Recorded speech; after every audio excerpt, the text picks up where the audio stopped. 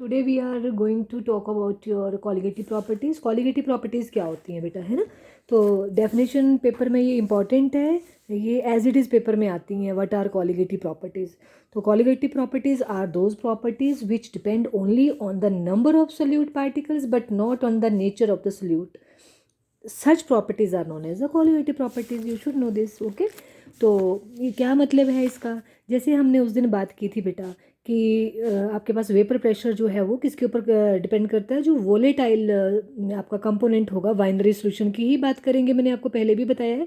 तो जैसे अगर प्योर सॉल्वेंट है तो all molecules which come on the surface of this container, तो वो इवेपोरेट करेंगे when we heat this container. पर अगर इसमें नॉन वोलेटाइल सोल्यूट होगा तो उसमें क्या होगा? आपके पास जैसे ये नॉन वोलेटाइल सोल्यूट है तो कुछ ऑफ द पार्टिकल जो हैं वो सरफेस पे होंगे, कुछ बीच में होंगे, है ना। तो मतलब क्या है कि जब नॉन वोलेटाइल सोल्यूट होगा, नॉन वोलेटाइल सोल्यूट सोल्यूशन में होगा, तो आपके पास ये जो सोल्यूट पार्टिकल्स हैं ये हमेशा उतने नंबर ऑफ वोलेटाइल सॉल्वेंट इसमें से इवेपोरेट नहीं कर पाएंगे जितने कि प्योर सॉल्वेंट को इवेपोरेट करना था। तो जिससे क्या होता है कि ऑलवेज आपके पास जो वेपर प्रेशर ऑफ सोल्यूशन है which contains non volatile solute, मैंने पहले भी बताया है, नॉन वोलेटाइल होता है जिसके वेपर्स नहीं बनते हैं। तो अगर वो हो तो उसका जो वेपर प्रेशर है वो हमेशा लेस होता है प्योर सॉल्वेंट से, ठीक है। तो ये हमने पढ़ा हुआ है। तो इसमें बेटा हमारे पास जो है कॉलिगेटिव प्रॉपर्टीज़ में हमने जो है वो सबसे पहले जो है वो ये देखना है। हाँ हाँ, मैं आपको बता रही थी कि नंबर ऑफ सोल्यूट पार्टिकल्स के ऊपर डिपेंड करता है। सोल्यूट पार्टिकल्स क्या मतलब है? इसमें बुक में आपको ये चीज़ कहीं मेंशन नहीं होगी कि क्या मतलब है। जैसे आपके पास हमने बोला कि जो वेपर प्रेशर है वो सॉल्वेंट के ऊपर डिपेंड करता है, बट सॉल्वेंट का अगर प्योर होता तो वेपर प्रेशर ज़्यादा है, पर सॉल्वेंट में जब हमने नॉन वोलेटाइल सोल्यूट डाल दिया तो वेपर प्रेशर कम हो गया। तो उसका मतलब क्या हुआ कि जो वेपर प्रेशर है वो सोल्यूट, जो नॉन वोलेटाइल सोल्यूट आपका सोल्यूशन में प्रेजेंट है, वो इनडायरेक्ट वे में जो है वो उसके ऊपर डिपेंड है। मतलब अगर आपके पास नंबर ऑफ सोल्यूट पार्टिकल ज़्यादा होंगे तो आपका जो वेपर प्रेशर है उतना ही कम होगा, और नंबर ऑफ सोल्यूट पार्टिकल्स इसमें कम होंगे तो वेपर प्रेशर उतना ही ज़्यादा होगा। मतलब कि जैसे ज़्यादा आपके पास, जैसे सपोज यहाँ पे ये कम है, मैंने 3 ही बनाए सपोज ऊपर, है ना, और भी 2-3 बीच में बनाए, तो इसमें जो है इसका जो भी वेपर प्रेशर होगा, अगर मैं इसमें और ज़्यादा जो है वो नॉन वोलेटाइल सोल्यूट डाल देती हूँ, और घना कर देती हूँ, जैसे आपके पास नमक डाल दिया सपोज, है ना, नॉर्मल टेम्परेचर प्रेशर पे, तो ये सपोज ये कर दिया, तो आप देखो सरफेस पे जितने नंबर ऑफ पार्टिकल्स आप जितना ज़्यादा डालोगे उतने ही उसके पार्टिकल जो है वो सरफेस के ऊपर होंगे, है ना। तो वो क्या करेंगे, that will hindered the evaporation of this particle, या hindered the way to the moving particles of solvent to atmosphere, है ना। तो ये इसलिए जो है वो जो आपका जो वेपर प्रेशर है वो किसके ऊपर डिपेंड करता है? Non volatiles. इस हमने पढ़ा ना कॉलिगेटिव प्रॉपर्टीज कौन है? वो प्रॉपर्टीज हैं जो किसके ऊपर डिपेंड करती है? नंबर ऑफ सोल्यूट पार्टिकल, ना कि नेचर। नेचर कैसा है? आपका जो है वो आपका ज़्यादा थिक है, लाइट है, अट्रैक्ट करता है, वो सब को छोड़ के सिर्फ जितने नंबर ऑफ पार्टिकल्स हैं उतने के ऊपर डिपेंड करता है, ना कि उसके नेचर के ऊपर डिपेंड करता है। ये उनको हम क्वालिटेटिव प्रॉपर्टीज बोलते हैं। तो on the basis of this qualitative properties we are having 4 qualitative properties. कौन कौन सी? नंबर 1 है relative lowering in vapour pressure, relative lowering in vapour pressure, relative lowering in vapour pressure, okay. Vapour pressure के लिए मैं short कर देती हूँ। दूसरा है आपके पास बेटा एलिवेशन इन बॉइलिंग पॉइंट। सबका मैं मीनिंग भी बताऊंगी क्या है। Elevation in boiling point, elevation in boiling point, ठीक है। थर्ड आपके पास है डिप्रेशन इन फ्रीजिंग पॉइंट। नाम अगर आपको थोड़ा इंग्लिश आपकी ठीक होगी तो आप यहाँ से ही जो इसका जो नेम है वहीं से थोड़ा सा आइडिया आपको लग जाएगा कि इसमें क्या, हमें कहाँ को जाना है, क्या होना है इस कॉन्सेप्ट में। तो depression in boiling point, okay. और फोर्थ वन है osmotic pressure, osmotic pressure, osmotic pressure. और बेटा ये these are the 4 qualitative property. कई बार क्या पूछा जाता है कि what are qualitative properties and quote the all the qualitative properties. तो 1 नंबर का क्वेश्चन ऐसे आ जाता है। तो आपके पास जो है आपको ये ओरली पता होना चाहिए कौन कौन सी क्वालिटेटिव प्रॉपर्टीज होती हैं। एक है relative lowering in vapour pressure, दूसरा है एलिवेशन इन बॉइलिंग पॉइंट, तीसरा है डिप्रेशन इन फ्रीजिंग पॉइंट है। बेटा ये मैंने बॉइलिंग पॉइंट तो नहीं लिख दिया, फ्रीजिंग पॉइंट है। Depression in freezing point, and fourth है आपके पास ऑस्मोटिक प्रेशर। ठीक है, तो सबसे पहले हम वन बाय वन सभी प्रॉपर्टीज़ को जो है डिस्कस करेंगे। इंपॉर्टेंट है पेपर में इन चारों प्रॉपर्टीज़ में से एक प्रॉपर्टी ज़रूर आती है और इनसे रिलेटेड न्यूमेरिकल्स भी पेपर में आते हैं। तो सबसे पहले करेंगे हम relative lowering in vapour pressure, relative lowering in vapour pressure. ठीक है, तो अगर आपको याद होगा हमने जो है वो उसमें पढ़ा है, जो पीछे हमने रॉल्स लॉ पढ़ा था, उसमें रॉल्स लॉ पढ़ा था हमने for solution which contains non volatile solute. हमने यहाँ पे जो प्रॉपर्टीज़ हैं, ये जो प्रॉपर्टीज़ पढ़ रहे हैं, हम उस सोल्यूशन की बात कर रहे हैं जिसने नॉन वोलेटाइल सोल्यूट कंटेन किया है। तो रॉल्स लॉ क्या बोलता है कि जब कोई सोल्यूशन जो है वो नॉन वोलेटाइल सोल्यूट उसमें अगर हम सॉल्वेंट में डाल देते हैं तो उसका वेपर प्रेशर, मैंने जैसे बोला कि डिक्रीज़ करता है। कैसे करता है वो भी मैंने तुम्हें बताया।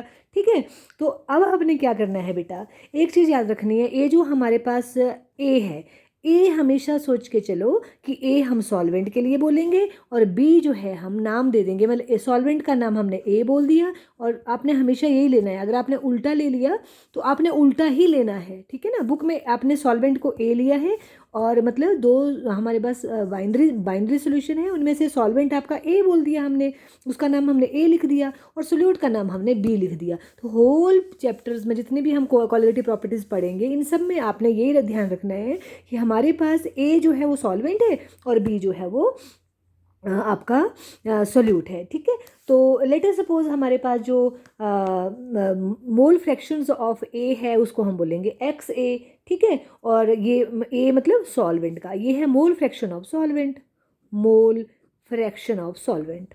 ठीक है, और एक्स बी जो हो जाएगा, बी लग गया ना, तो इसका मतलब है ये mole fraction of your solute, ये mole fraction of solute, right. Similarly आपके पास जो है P A not, P A है तो सॉल्वेंट है ना, नॉट लग गया तो मतलब प्योर, तो ये आ गया आपके पास vapour pressure of pure solvent, vapour pressure of pure solvent, pure solvent का वेपर प्रेशर आ गया बेटा ये। ठीक है, प्योर सॉल्वेंट का सॉल्वेंट, राइट।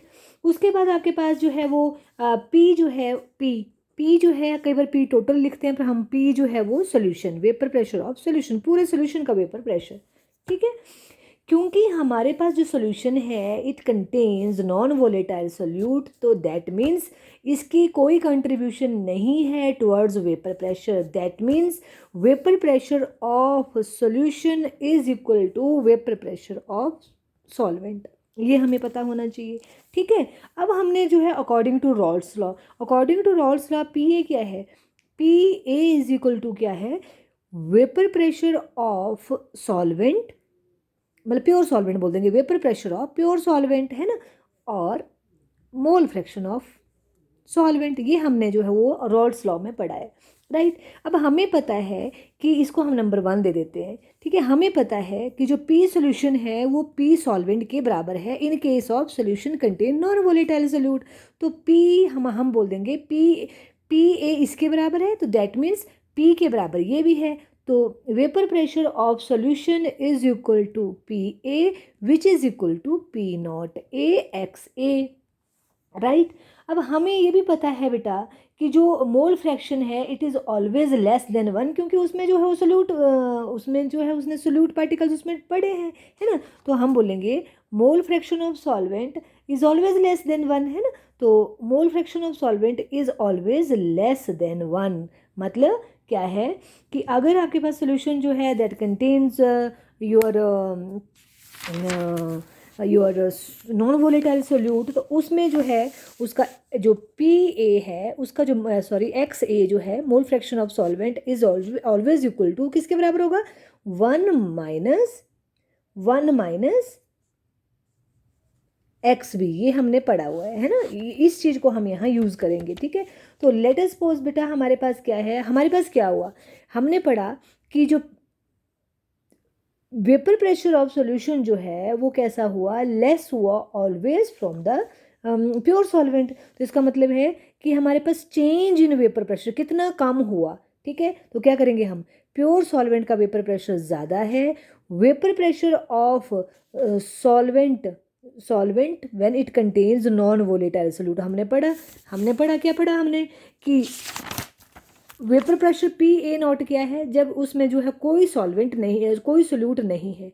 और पी ए क्या है, जब इसमें जो है, जैसे इसमें हमने सोल्यूट डाल दिए तो पी ए वो है। तो ये है vapour pressure of pure solvent, और ये है vapour pressure of solvent which contains non volatile solute. ठीक है, तो आपको जो है वो हमारे पास जो है वो ये आ गया आपके पास डेल्टा पी ए, मतलब सॉल्वेंट का वेपर प्रेशर चेंज हुआ। जब भी ये आए बेटा तो उसका मतलब होता है चेंज इन वेपर प्रेशर, है ना। तो चेंज इन वेपर प्रेशर जो है, कितना चेंज आया, पहले ज़्यादा था, फिर जो सॉल्वेंट है उसका कितना, क्योंकि आपके पास पता है सोल्यूशन का जो वेपर प्रेशर है वो किसका होगा, वो सॉल्वेंट का ही होगा, है ना। तो हमारे पास पी ए जो है वो क्या है, जब सॉल्वेंट ने नॉन वोलेटाइल सोल्यूट कंटेन किए हैं, और पी ए है जो जब प्योर सॉल्वेंट है। जैसे सपोज आपके पास चीनी है, चीनी हमने पानी में डाल दी है, तो जब चीनी को पानी में डाल दिया उस वक्त क्या वेपर प्रेशर है उस सॉल्वेंट का, चीनी तो उड़ेगी नहीं, चीनी तो वेपर में नहीं कन्वर्ट होगी। क्यों? क्योंकि चीनी जो है हमारी कैसी है, नॉन वोलेटाइल सोल्यूट है। जाएगा कौन, सिर्फ सॉल्वेंट। तो तभी हम सॉल्वेंट की ही बात हो रही है अभी। तो ये है प्योर फॉर्म में, जब आपका सॉल्वेंट प्योर था, वाटर की प्योर पानी जब प्योर था, और ये तब है जब उसमें हमने चीनी डाली है। तो हमने अभी बताया मैंने तुम्हें कि जो वेपर प्रेशर ऑफ सोल्यूशन जो है वो कम हो जाएगा, या सॉल्वेंट का कम हो जाएगा, जब इसमें हम नॉन वोलेटाइल सोल्यूट उसमें ऐड करते हैं, राइट। तो अब आपके पास बेटा इसको हम जो है वो करेंगे पी ए नॉट माइनस, अब हमें पता है कि जो पी ए है ये किसके बराबर है, P A is equal to किसके बराबर है, देखो अभी हमने पीछे क्वेश्चन पढ़ी थी, P A is equal to this one, P A देखो, P A is equal to P A not X A, है ना। तो इसको हम यहाँ लिख देंगे। डेरिवेशन में हमेशा हमें जो है वो थोड़ा सा जो है वो मतलब अपने लिंक बना के रखना है, ना तो बच्चे कंफ्यूज करते हैं। तो पी ए क्या बना, किस में लिखना है हमने, ये पी ए नॉट एक्स ए, इसके बराबर आ गया ये। ठीक है, अब इसको जो है हम कॉमन ले लेते हैं बेटा, इसमें जब दोनों में पी ए नॉट है, इसमें भी पी ए नॉट है, तो पी ए नॉट जो है कॉमन ले लिया, तो यहाँ क्या बच गया 1, और यहाँ जो है क्या बचा एक्स ए। और हमें पता है, अभी मैंने तुम्हें बताया कि हमारे पास 1 माइनस एक्स ए, देखो ये अगर मैं इसको उल्टा लेते हैं, X B is equal to 1 minus X A, हमने पढ़ा है ना, mole fraction of A plus mole fraction of B is equal to 1। तो मोल फ्रैक्शन ऑफ अब हमारे पास यहाँ पे है 1 माइनस एक्स ए, तो हम क्या करेंगे, X B is equal to 1 minus X A, तो ये इसके बराबर है।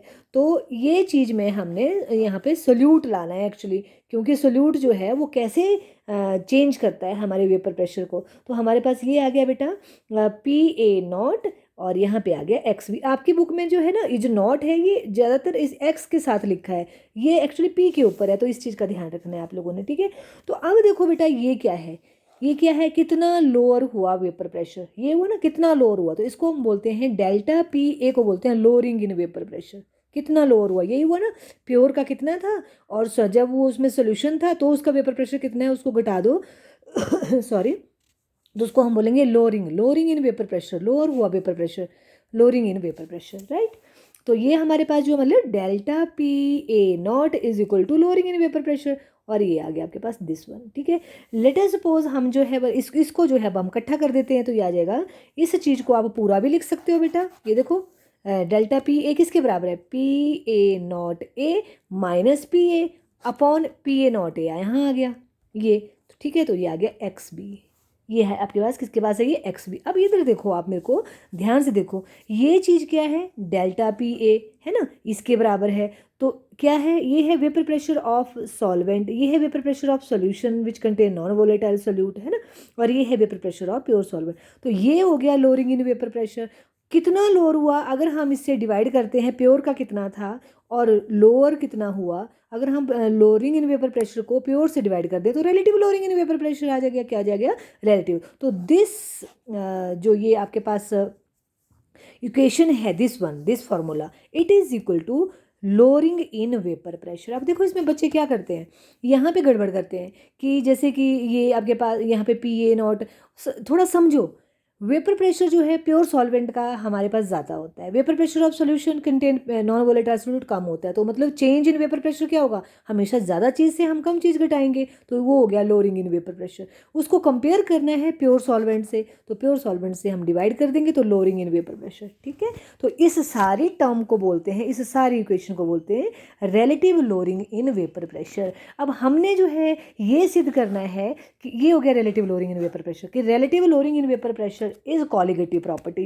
कॉलिगेटिव प्रॉपर्टी क्या है, कि those properties which depends upon the number of solute particle. अब आपको पता होगा मोल फ्रैक्शन जो है वो किसके बराबर होता है, मोल फ्रैक्शन ऑफ सोल्यूट है, ये किसके बराबर होता है बेटा, ये आपके पास जो है यहाँ पे हमने सिद्ध कर दिया कि आपके पास relative lowering in vapour pressure जो है it is a colligative property because it depends upon the relative lowering in, it depends upon the mole fraction. और मोल फ्रैक्शन का क्या मतलब है कि number of moles of solute कितने हैं, तो number of mole of solute जो है हमने बी लिख, क्योंकि सोल्यूट है तो बी लिखा, तो number of mole of solute N B divided by mole fraction किसके बराबर है, मतलब आपके पास दो कंपोनेंट है, हमने पीछे पढ़ा है दो कंपोनेंट है, तो उनमें number of mole of solute जो है वो नंबर ऑफ जो मोल फ्रैक्शन है वो किसके बराबर है, it is equal to number of moles of एक कंपोनेंट, वहाँ हम बी की बात करेंगे, और divided by N A plus N B, है ना। ये हो गया number of mole of solute, ये हो गया number of mole of solvent, ये हो गया number of mole of solute, है ना।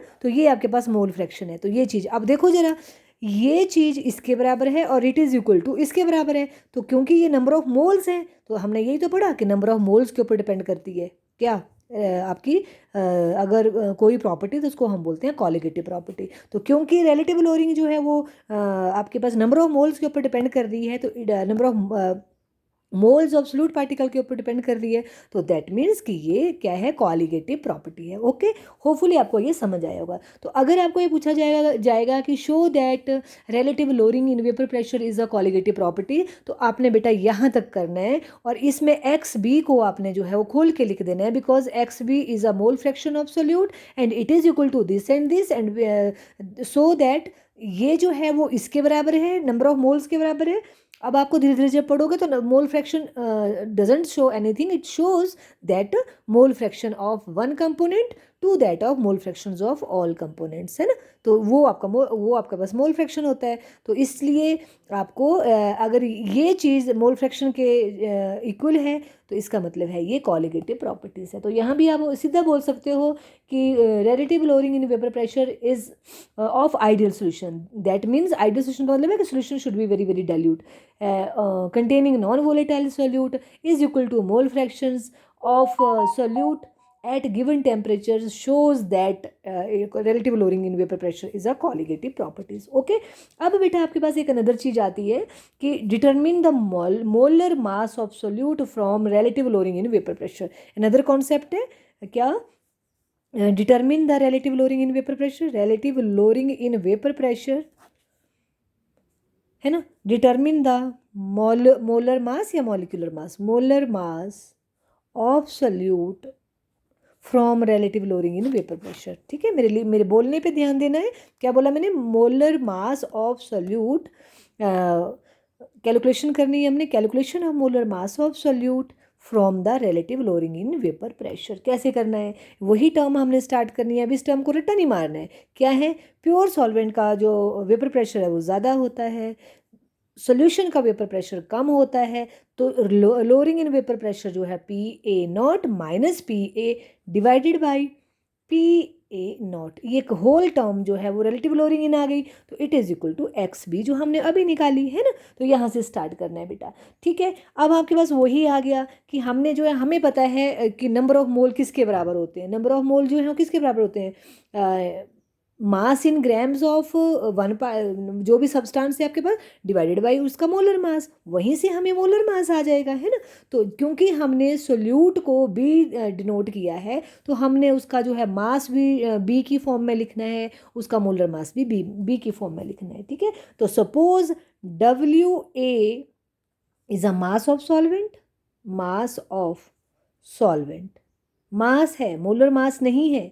ठीक है ना, और डब्ल्यू एम कर लेते हैं पहले, M A is a molar mass of solvent, molar mass of solvent, M A जो है ए W जो है हम वेट के लिए लेते हैं, M जो है मॉलिक्यूलर मास के लिए ले लिया, ठीक है, या मोलर मास के लिए ले लिया। सिमिलरली हमने जो है वो सोल्यूट के लिए लेना है, क्या बोलेंगे अब आपको पता लग गया, WB is a mass of solute and MB is a molar mass of solute. तो ये हमने ले लिया बेटा। अब हमने इसको लिखना है खोल के, ठीक है।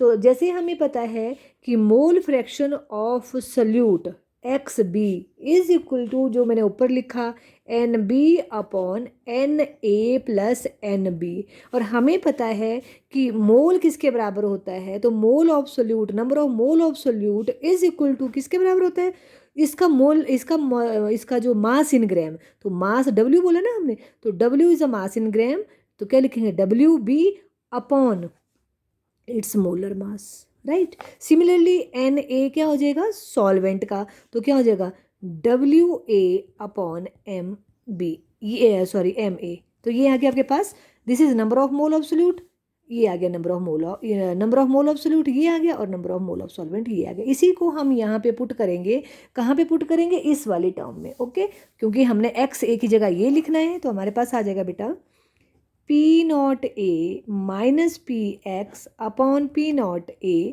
इज इक्वल टू, अब XB की जगह जो है हमने लिखनी है वैल्यूज़ किस किस की, जो नंबर ऑफ मोल वाली जो है, मोल फ्रैक्शन की लिखनी है, ठीक है। तो ये क्या हो जाएगा, NB upon NA plus NB, और अब हमने फर्दर जो है NB की जगह जो है वो ये लिख देना है, ठीक है, ये वाली वैल्यूज लिख देनी है, क्या बोलते हैं उनको, जो हमने यहाँ निकाली है। तो NB इज इक्वल टू किसके बराबर है, WB अपॉन MB, है ना, और NA किसके बराबर है, WA अपॉन MA, ठीक है, और प्लस है यहाँ पे WB अपॉन MB, ओके, ये आ गया।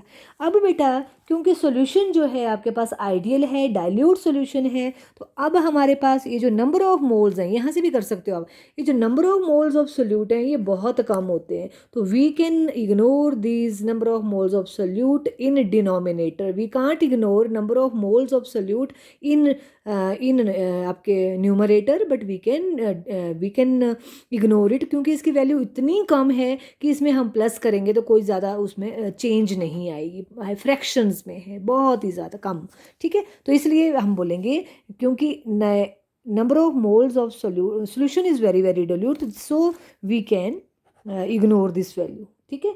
तो हम बोलेंगे NB is very very less than that of NA, so the NA can be ignored in denominator में हम इसको जो है वो इग्नोर कर सकते हैं। दैट मीन्स कि जो आपके पास ये टर्म है NA प्लस NB, इसको इग्नोर कर दिया तो ये किसके बराबर आ जाएगा, NA। तो इसका मतलब क्या हुआ कि हमारे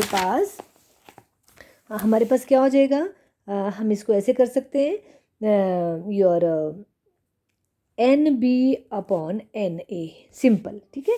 तो P0A minus PA upon P0A, तो ये हो गया। अब इसको हमने लिखना है उस फॉर्म में, किस फॉर्म में, इनके नंबर ऑफ मोल्स को फर्दर तोड़ना है, तो WB upon MB upon WA upon MA, ठीक है। तो इसको जो है वो सॉल्व कर लीजिए, जो भी बेटा आपके पास यहाँ ये है ना, इसमें डिवीज़न, तो ये हमेशा नीचे आएगा, और जो इसका डिवीज़न वाला होता है ये ऊपर चला जाता है, तो मतलब WB अगर होगा तो उसके साथ क्या होगा, A का मोलर मास होगा।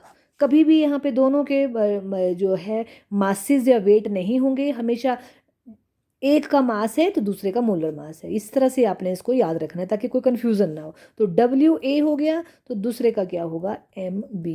तो this is your P0A minus PA upon P0A, right. अब हमने क्या फाइंड आउट करना है, determine the molar mass of your solute, किसका करना है, molar mass of solute. Where is molar mass of solute, ये है मोलर मास ऑफ B, हमने सोल्यूट के लिए बोला है, M जो है मोलर मास के लिए की है, तो इसको आप यहाँ ले जाइए, इस सारे टर्म को आप यहाँ लिख दीजिए, तो we can calculate by this its molecular mass of any solute. तो WB upon MA upon WA, ठीक है, मल्टीप्लाई होगा P0A minus PA divided by P0A, ये इस टर्म को ऐसे लिख दीजिए। तो ये आपके पास बेटा क्या हो गया, ये क्या फाइंड आउट कर लिया हमने, मॉलिक्यूलर मास, राइट। हमने जो है रिलेटिव लोअरिंग का जो है ये भी फाइंड आउट कर लिया कि वो कैसा है, रिलेटिव आपकी कॉलिगेटिव प्रॉपर्टीज़ है, और उस कॉलिगेटिव प्रॉपर्टीज से relative lowering in vapour pressure से हमने उस सोल्यूट का मॉलिक्यूलर मास फाइंड आउट कर सकते हैं। वहाँ जहाँ हमें पता है दिस इज़ योर, क्या है ये, मास ऑफ सल्यूट। सपोज मैं एग्जांपल देती हूँ आपको कि हमने शुगर या हमने सॉल्ट डाल दिया पानी में, ठीक है ना, तो सोडियम क्लोराइड को हम जो है वो बी लेंगे, और पानी को जो है हम जो है वो ए टर्म लेंगे, ए टर्म से डिनोट करेंगे। तो डब्ल्यू बी मतलब क्या हुआ, सोडियम क्लोराइड का मास कितना लिया हमने, 0.1 ग्राम लिया, 2 ग्राम लिया, 3 ग्राम लिया, तो जो मास तोल के लेंगे वो डब्ल्यू आ गया, ठीक है। तो सोडियम क्लोराइड को कितना लिया, 2 ग्राम, 3 ग्राम कितना लिया, तो वो आपका डब्ल्यू बी आ गया। मोलर मास ऑफ सॉल्वेंट, अब मोलर मास ऑफ सॉल्वेंट अगर वाटर है तो 18 आ गया मॉलिक्यूलर मास, है ना। और ये आपके पास है मास इन ग्राम ऑफ सॉल्वेंट, कितना लिया आपने उसका मास, वो भी आपको दिया होगा, किसका, सॉल्वेंट का, तो सॉल्वेंट मतलब पानी का, तो ये ले लिया। और ऊपर से आपको यहाँ पे प्रेशर दिए होंगे, हम न्यूमेरिकल करेंगे अभी, तो उससे आपको ज़्यादा क्लियर हो जाएगा। और होपफुली आपको जो है ये अच्छे से समझ आया होगा। बेटा मैंने काफ़ी डिटेल में करवाया, मतलब it takes 25 minutes for one concept, तो इसलिए क्योंकि अभी आपकी शायद क्लासेस नहीं लगी हैं, तो चलो मैं धीरे धीरे करवाऊंगी ताकि तुम जो है कुछ करो। जैसे आज हमने ये कॉन्सेप्ट करा ना, relative lowering in vapour pressure, इसके मैं 3 न्यूमेरिकल आपको करवा दूंगी। आपने बाकी जो रेस्ट न्यूमेरिकल्स हैं 40 प्रैक्टिस एक्सरसाइज में वो आपने करने, और जो सॉल्व्ड हैं वो भी करने।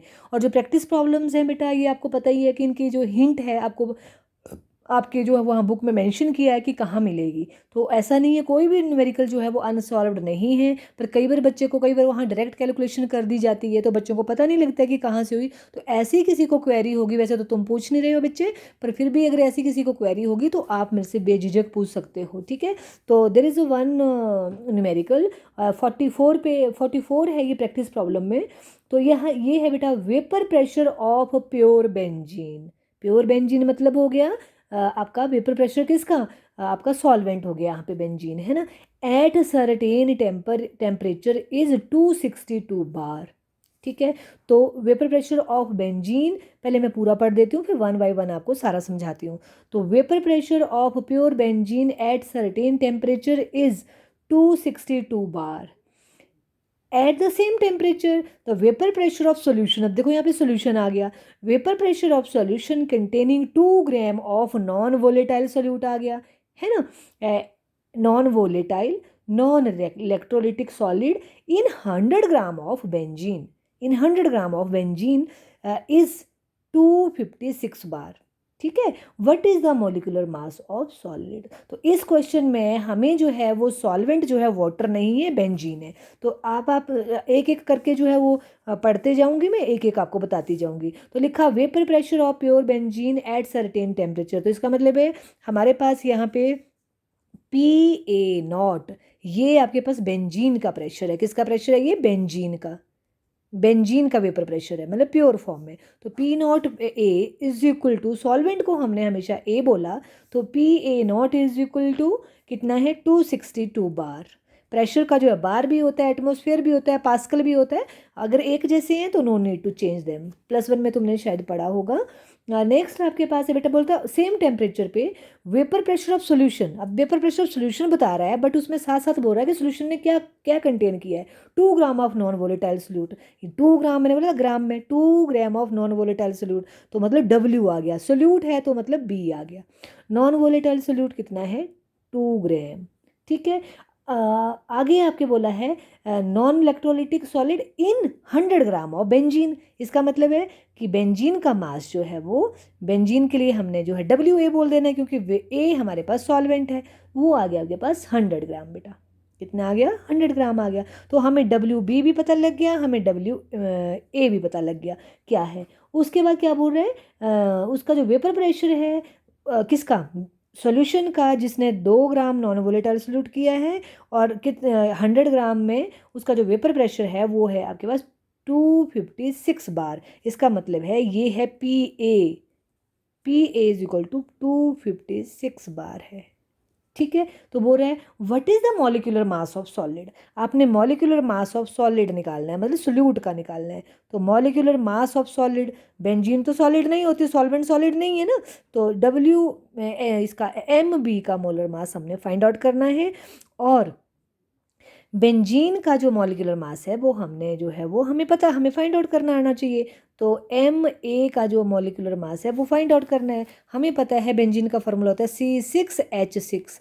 तो C6 में 12 6 जो है वो होते हैं आपके पास 72, है ना, 72 हो गए आपके पास, और प्लस आपके पास जो है वो 6 हाइड्रोजन का है, तो 78 इसका जो है वो मॉलिक्यूलर मास आ गया, किसका, सॉल्वेंट का, बेंजीन का। तो हमारे पास फार्मूला जो है आपको अब याद होना चाहिए, फार्मूला क्या फार्मूला है, हमारा फार्मूला है P0A minus PA divided by PA0, है ना, इज इक्वल टू कितना था, मास जो है किसका, सॉल्यूट का मास WB।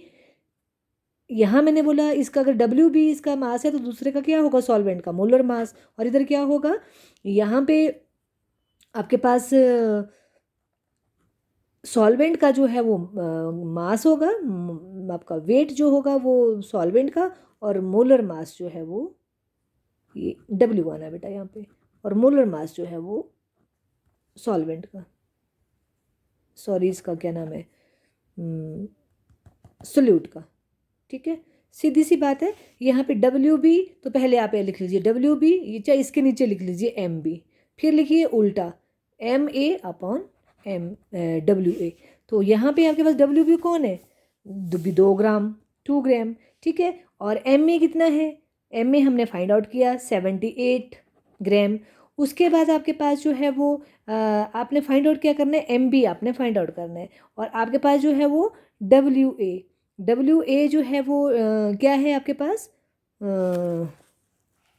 उसका मास, तो ये वो आपको 100 दिया हुआ, कितना दिया हुआ, 100, और ये ऐसे। और यहाँ पे vapour pressure of pure benzene है 262 बार, ठीक है, minus vapour pressure of solution जो है वो 256 है, डिवाइडेड बाई 262। इस सारी टर्म को, इसको जो है वो यहाँ ले जाइए, इस सारी को इधर ले जाइए, सॉल्व करके ले जाइए ताकि आपको कन्फ्यूज़न ना हो कोई। जैसे 262 में से 256 अगर घटे तो मेरे ख्याल से इसमें जो है वो 6 आएगा, है ना। तो हाँ जी 6 आया, तो 6 अपॉन 262, तो क्या हो जाएगा आपके पास 2 इंटू 78 अपॉन 100, और यहाँ आया आपके पास 6 नीचे आएगा, तो 262 जो है वो ऊपर आ जाएगा, ठीक है। ये आ गया 13 6 78, बाकी इसको कैलकुलेट कीजिए तो ये आपका मॉलिक्यूलर मास आ जाएगा। कैलकुलेट करना कोई यहाँ मुश्किल नहीं है, इन सबको मैं गुणा कर दीजिए और इससे जो है वो पॉइंट्स में आपके पास जो है वो इसका जो आंसर आ जाएगा। और इसका आंसर है बेटा आपके पास 68.12 ग्राम पर मोल। होपफुली आपको ये न्यूमेरिकल जो है कैसे करना है आपको समझ आया होगा। अब जो रेस्ट 2 न्यूमेरिकल्स हैं मैं आपको बाद में कराती हूँ।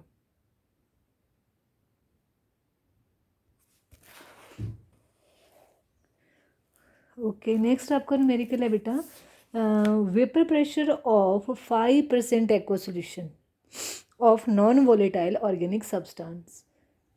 ओके, एक मिनट बेटा मेरे को ना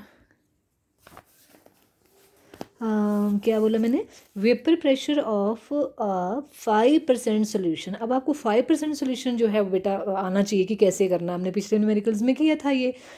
5% solution of non volatile organic substance eight 373 kelvin is 745 mm, मतलब 745 में, यहाँ पे mm में आ गया प्रेशर का जो यूनिट है। Calculate the molecular mass of, वही मोलर मास ऑफ सोल्यूट, ठीक है। और वेपर प्रेशर ऑफ वाटर दिया है आपके पास 373 केल्विन पे 760 mmHg, ठीक है। तो ये आपका पेपर जो मैंने पहले न्यूमेरिकल करवाया बेटा वो HV बोर्ड में आया था, और ये जो था मणिपुर में झारखंड उन बोर्ड में आया हुआ है न्यूमेरिकल। मैंने तो कोई भी रेंडमली चेक कर लिए, उठा लिए दो ना, थोड़ा सा डिफरेंट, ऊपर है तो ये भी सेम है, पर यहाँ पे आपके पास जो मास एंड वो है वो आपको 5% से फाइंड आउट करनी है, ये इसमें डिफरेंस है यहाँ पे। बाकी वही है। देखो आपके पास 373 बोला, वो नॉन वोलेटाइल ऑर्गेनिक सब्सटेंस का जो है वो वेपर प्रेशर है। इसका मतलब क्या हुआ कि ये PA0 नहीं है, ये क्या है, PA है। तो यहीं से स्टार्ट करते हैं, पहले जो दिया है वो कर लेते हैं, फिर 5% का बाद में निकालते हैं, ठीक है। तो ये आ गया आपके पास बेटा PA।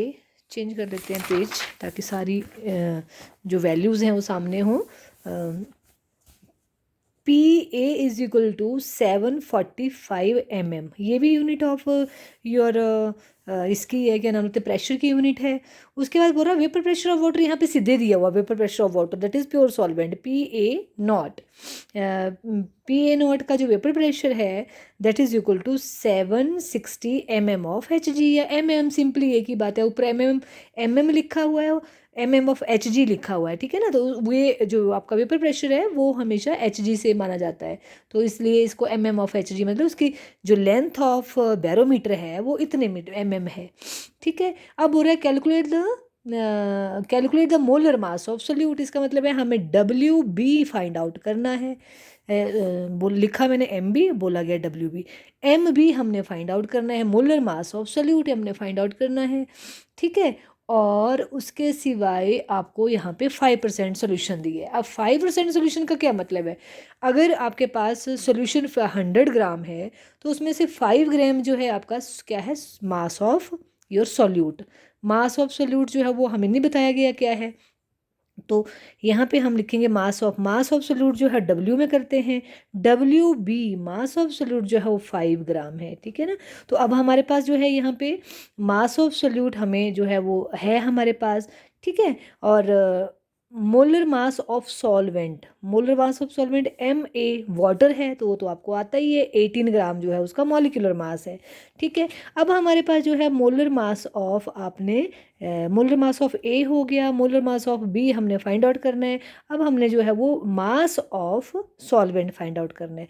तो 100% सोल्यूशन है आपके पास, जिसमें एक्वा सोल्यूशन है, नॉन वोलेटाइल सब्सटेंस का है, ठीक है ना। तो इसका मतलब है अगर 5 ग्राम उसका जो है वो उसका सोल्यूट का मास हुआ, तो सोल्यूशन कैसे बताया था, ग्राम इन ग्राम में कैसे बताया था कि 5 ग्राम अगर है 5% अगर परसेंटेज में, तो 100 में से 5 घटा दीजिए तो 95। तो 95 तभी टोटल जो है 100 हुआ सोल्यूशन का जो है वो मास, ठीक है। तो 95 ग्राम जो है वो आपके सॉल्वेंट का जो है वो मास आया। किसका मास आया, सॉल्वेंट का। तो 95 ग्राम WA, ठीक है। अब बनाइए formula relative lowering in vapour pressure का। P0A minus PA divided by P0A is equal to क्या, फॉर्मूला बेटा हमेशा लिखना है। अगर आप इन केस कहीं गलती करते हो, फॉर्मूला ठीक लिखा है, बाकी चीज़ें आपको नहीं आती, सपोज आपको इसमें से ये पता नहीं लग रहा है कि पेपर में बात कर रही हूँ, अगर प्रैक्टिस करोगे तो बहुत ही ईजी चीज़ है। सपोज आपसे ये गलत कैलकुलेशन हो गई, जैसे आपने यहाँ पे जो मास ऑफ सोल्यूट है ये गलत फाइंड आउट कर लिया। कई बार ऐसा होता है कि 5% जो है वो मतलब 5 ग्राम ले लिया, तो सॉल्वेंट का मास जो है वो आपने 100 ले लिया, तो गलती हो गई। बट अगर आपने फार्मूला लिखा होगा तो हाफ मार्क्स आपको मिल जाएगा। तो न्यूमेरिकल्स में, मैथ्स में हमेशा स्टेप्स के मार्क्स होते हैं। तो always start any numerical with its formula, always write the formula so that you can get 1 marks, half marks from your examiner, okay। तो ये आ गया P0A minus PA upon P0A, it is equal to क्या, WB solute से चलना है और divided by MB, ठीक है। अब यहाँ पे WB है तो यहाँ पे उल्टा हो जाएगा, क्या हो जाएगा, MA और मल्टीप्लाई बाई यहाँ पे क्या हो जाएगा, WA। समझ गए, ऐसे आप कर सकते हो। WB से स्टार्ट करना है, यहाँ पे आपके पास MB है और ये ऐसे करके, ठीक है। अब कौन कौन क्या है, ओके। फिर इसमें जो है बेटा आपके पास P, अब भर दीजिए, वैल्यूज़ भर दीजिए। अब कैलकुलेशन आपने खुद करनी है बेटा, मैं सिर्फ आपको बताऊंगी कि कैसे आपने निकालने हैं। तो P0 है जो वाटर का जो है, वाटर यहाँ पे सॉल्वेंट है, तो कितना है 760 माइनस PA हमारे पास है 745 MM ऑफ लिख देना, यहाँ पे MM, यहाँ भी लिख देना MM, सारा कैंसिल आउट हो जाएगा। MM ये आ गया कॉमन, MM नीचे भी MM होगा तो वो कैंसिल हो जाएगा, ठीक है ना। तो जैसे ये सारा MM आ गया, तो यहाँ भी mm है तो ये कैंसिल हो गया। उसके बाद आपके पास बेटा मास ऑफ सोल्यूट कितना है 5 ग्राम, ठीक है। और मोलर मास ऑफ सोल्यूट आपने फाइंड आउट करना है, MB फाइंड आउट करना है। मोलर मास ऑफ सॉल्वेंट जो है 18 ग्राम है MA, और मास ऑफ सॉल्वेंट जो है आपके पास 95 ग्राम है, ठीक है। अब आपको जो है वो इसको इधर ले जाओ, इसको सॉल्व कर लीजिए। 60 में से ये 45 गए तो 5 और 15 बचे, तो 15/760 ये आ गया इधर। 5 इंटू 18 ग्राम और MB 95, ठीक है। MB इज इक्वल टू क्या हो जाएगा, क्रॉस मल्टीप्लाई हो जाएगा 5 इंटू 18/95 डिवाइडेड बाय 15 इंटू 760। इस सारे को जो है वो सॉल्व कर लीजिए और जो है वो आपके पास जो है वो आंसर होगा, वो आपका मॉलिक्यूलर मास होगा। और वो आपके पास मॉलिक्यूलर मास जो है हमारे पास ग्राम्स पर मोल में होता है। इसमें आप देख सकते हो ग्राम पर मोल में कैसे कैसे इसका जो है मॉलिक्यूलर मास आएगा। जैसे आपके यहाँ पे जो है वो ये मॉलिक्यूलर मास इधर चला गया, यहाँ पे आपके पास जो है ये मॉलिक्यूलर मास है तो ग्राम पर मोल हो गया। ये ग्राम में है, ये ग्राम में, तो ये ग्राम ग्राम देखो ना, ये ग्राम में 5 ग्राम, ये भी उसका जो है मास है ग्राम में, और जो आपके पास मॉलिक्यूलर मास होता है वो होता है ग्राम पर मोल में, ठीक है। तो जब आप इसको फाइंड आउट करोगे ग्राम के साथ ग्राम कैंसिल हो गया, और यहाँ पे बचा ओनली ग्राम पर मोल। ये मैंने इधर ही कैंसिल बता दिए थे आपको। तो केमिस्ट्री में ये केमिस्ट्री में क्या, मेरे को लगता है फिजिक्स में भी ऐसे ही होता होगा। न्यूमेरिकल्स में जब भी आप वो करो ना बेटा, लिखो, तो उनकी यूनिट्स अगर आपको प्रॉपर आती है हर सब्स्टिट्यूएंट की, तो आपका जो एंड ऑफ द जो आपने जो आपका जो मोटिव है जिसको आपने फाइंड आउट करना है उसकी यूनिट अपने आप ही आ जाएगी। तो इसकी जो वैल्यू आई है बेटा वो आई है 48 gram per mole, 48 gram per mole, this is the value of. तो ये एक न्यूमेरिकल ये हो गया। दूसरा न्यूमेरिकल ये मैं आपको सॉल्व से करवा रही हूँ क्योंकि इस तरह का न्यूमेरिकल आपको जो है वो उसमें नहीं है, क्या नाम लेते हैं, इसमें नहीं मुझे दिखा, तो मैंने सॉल्व्ड से लिया एक। Calculate the mass of non volatile solute, mass पूछा है नॉन वोलेटाइल सोल्यूट का। Molecular mass of non volatile solute दिया हुआ है, तो मतलब क्या कि मॉलिक्यूलर मास WB आपको दिया हुआ है यहाँ पे 40, एंड आपको कैलकुलेट करना है मास ऑफ, मतलब WB आपको फाइंड आउट करना है, राइट। और क्या बोल रहा है, विच should be dissolved in 114 gram octane. Octane जो मतलब इसका मतलब सॉल्वेंट यहाँ पे ऑक्टेन हो गया। तो डिजॉल्व मतलब कि यहाँ पे भी WA is equal to 114 gram, है ना। और बोल रहे हैं to reduce its vapour pressure to 80%। अब इसका क्या मतलब है ये हम फाइंड आउट करके मैं बताऊंगी कैसे करना है। पहले सुनो, calculate the mass of non volatile solute which are having molecular mass 40 gram, 40 gram per mole में होता है molecular mass, which should be dissolved in 114 gram, मतलब कि ये आपके पास सॉल्वेंट का मास है। आपको ये फाइंड आउट करना है ऑक्टेन जो है, क्योंकि ऑक्टेन का जो है वो आपको उसका जो मॉलिक्यूलर मास जो है सोल्यूट का जो है वो ऑक्टेन है। तो ऑक्टेन का मॉलिक्यूलर मास आपको फाइंड आउट करना है बेटा कि कितना इसका जो है वो मॉलिक्यूलर मास है। तो मॉलिक्यूलर मास ऑफ ऑक्टेन जो है वो भी 114 ही कम आएगा अगर आप फाइंड आउट करोगे। C8 ये हो गया ना, C8 और ऑक्टेन में 8 होता है, तो H इसका डबल कर दीजिए, आपका 16 हो गया, और प्लस 2 कर दीजिए, तो H16 plus 2 is equal to 18। तो ये ऑक्टेन का फॉर्मूला है, इसका मॉलिक्यूलर मास जब आप फाइंड आउट करोगे तो ये 114 के बराबर आ जाएगा, राइट।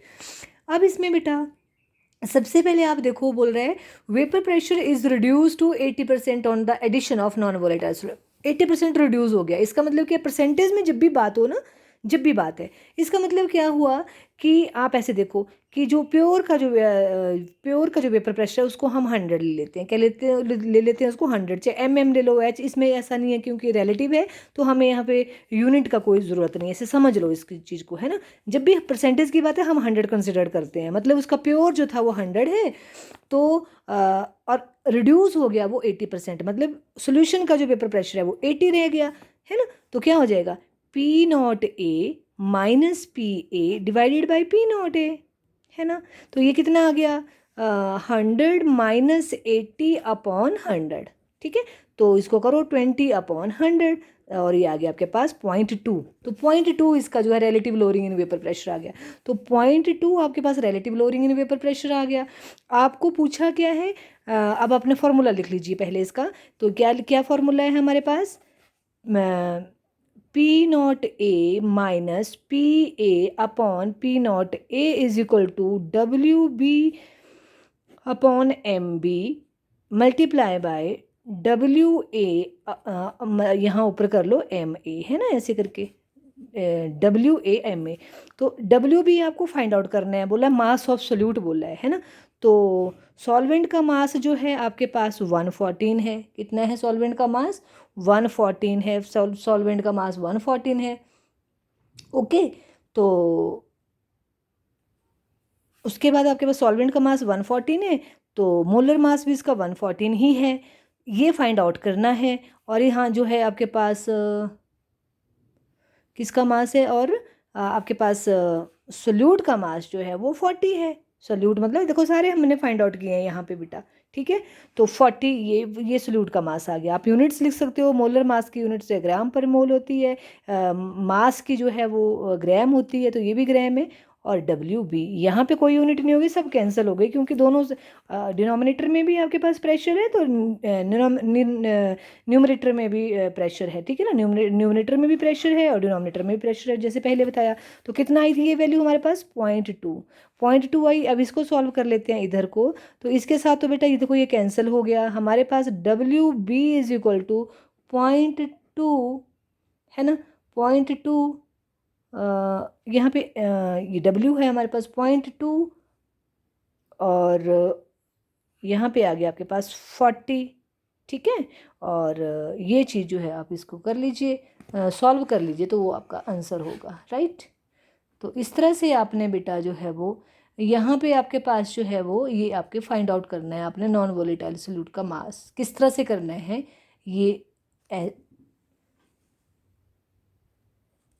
ये आपका आंसर होगा, राइट। तो ये इस तरह से करो बेटा, इतना काफ़ी है। और आपको फिर नेक्स्ट हम जो है नेक्स्ट वीडियो में करेंगे।